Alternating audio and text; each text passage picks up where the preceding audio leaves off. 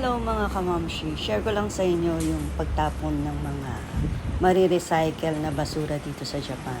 Sa bawat supermarket dito sa Japan, meron ka makikitang mga ganito na sa pagtatapon ng basura, like mga pet bottle, may oras siya, no? Like yung mga karton, pinapakita nila kung paano mo dapat itapon, kung paano mo dapat ayusin.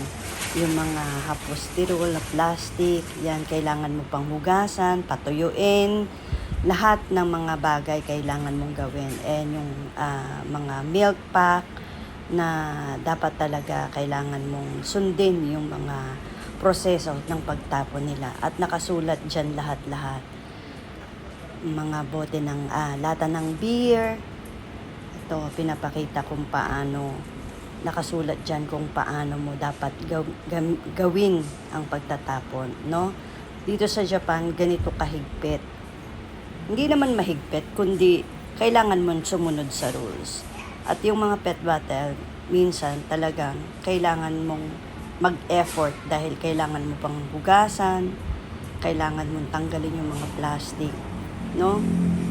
Yan yung mga rules dito sa Japan na kailangan mong sundin kasi nandito ka. Hindi pwedeng yung rules mo ang masusunod. At alam nyo naman, naging isang viral yung Pinay na nagtapon ng basura na hindi sumunod sa rules.